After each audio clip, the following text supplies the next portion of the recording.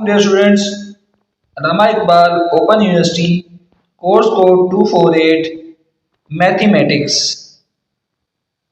Student chapter number 15 का मुताबिक हमारे पास चल रहा है और एक्सरसाइज नंबर उसकी आज 5.1 है। आज के लेक्चर के अंदर हम उसके 3 क्वेश्चन सॉल्व करेंगे। कहते हैं बजरिया तजज़ीह हल करेंगे। तीनों क्वेश्चन हमने बजरिया तजज़ीह हल करनी है। क्या है? x की 2 माइनस 4x माइनस 12 ये रकम है। पहले हम इसको क्या करते हैं, तजज़ीह करने के लिए इसको इससे ज़रब देते हैं। क्या आंसर आएगा? फिर हम क्या करते हैं, जैसे कि मैं आपको पहले समझा कर, पहले रकम को वैसे का वैसे लिखा, आखिरी रकम को वैसे का वैसे लिख लिया और ये बराबर है 0। अब इस रकम के आपने पेयर बनाने होते हैं कि इनको ज़रब दें तो माइनस 12x की 2 आए और जमा करें तो माइनस का 4x आए। अब 12 का सबसे पहले आप टेबल पढ़ें। 6 दूनी 12 होता है, तो मुझे तो पेयर मिल गया। अगर मैं इसको लिखूँ माइनस का 6x जमा का 2x, माइनस 6 जमा 2 माइनस का 4x और माइनस 6 ज़रब माइनस जमा 2 तो माइनस 12x की 2 बन गई पेयर। फिर हम क्या करते हैं, इनमें से मुश्तरक लेते हैं। x मुश्तरक लिया तो x माइनस 6 आया। दूसरे वाले में से 2 मुश्तरक लिया तो x माइनस 6 बराबर है 0 के। दोनों में से क्या मुश्तरक आया? x माइनस 6 मुश्तरक आया और x जमा 2 बराबर है 0। अब आपको पता है दो रकमें जब ज़रब खा रही है या तो पहली रकम 0 के बराबर होती है या तो x माइनस 6 बराबर है 0 के या x जमा 2 बराबर है 0 के। तो यहाँ से x बराबर आ गया 6 के, ये माइनस 6 इधर आकर जमा का 6 हो गया और यहाँ पर x जमा 2 है तो ये इधर आकर माइनस 2। तो पास हल सेट आपके पास क्या आ गया? माइनस 2 व 6। जी डियर स्टूडेंट, है ना बिल्कुल आसान सा क्वेश्चन। चलिए नेक्स्ट पार्ट पे चलते हैं। इसको भी तजज़ीह के तरीके से हल करना है। x की 2 माइनस 6x जमा 5। मैंने आपको क्या बताया, हमने ज़रब देनी है उसको इससे। क्या बन गया? 5x की 2। फिर पहली रकम को वैसे लिखा, आखिरी रकम को वैसे का वैसे लिख दिए। इसके पेयर बनाने हैं कि ज़रब दें तो 5x की 2 है और जमा करें तो माइनस का 6x आए। अब आप देखिए 5 कहाँ बनता है? 5 एक ही जगह पर बनता है, वो बनता है 5 एकम 5। पेयर तो मुझे मिल गया, माइनस का 5x माइनस का x, माइनस का 5 और माइनस का 1 माइनस का 6 बन गया। माइनस 5 को माइनस 1 से अगर आप ज़रब दें तो ये आपके पास 5x की 2 बन जाएगा। अब आपने पेयर में से कॉमन लेने हैं। ये देखिए दोनों के अंदर क्या कॉमन आ रहा है?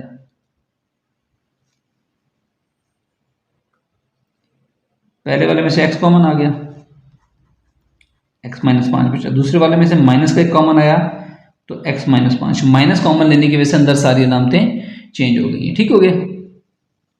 अब दोनों में से क्या मुश्किल आ रहा है? x minus 5 into x minus 1। अच्छा, ये भी 0 के बराबर लिखना है। जो 0 के बराबर आ रहा है उसको अपने 0 के बराबर लिखना है। अब दो रकमें ज़रब खा रही हैं और 0 के बराबर है, या तो x माइनस 5 जो है वो 0 के बराबर है या आपके पास x माइनस 1 0 के बराबर है, या x बराबर है ये माइनस 5 है, इधर जाकर 5 हो गया, ये माइनस 1 है, इधर आकर जमा 1 हो गया। तो हल सेट आपके पास क्या बना? 1, 5। ये डियर स्टूडेंट हमारे पास इसका आंसर हो गया।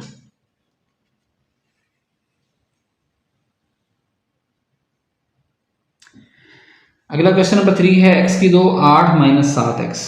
तो पहले तो हम इसको इक्वेशन की फॉर्म बनाएंगे। x की 2, ये जो रकमें हैं इधर आ ले आए, माइनस का 7x है तो जमा का 7x हो गया, जमा का 8 है तो माइनस का 8 हो गया, ये 0 के बराबर हो गया। फिर हम क्या करते हैं, इसको इससे ज़रब देते हैं।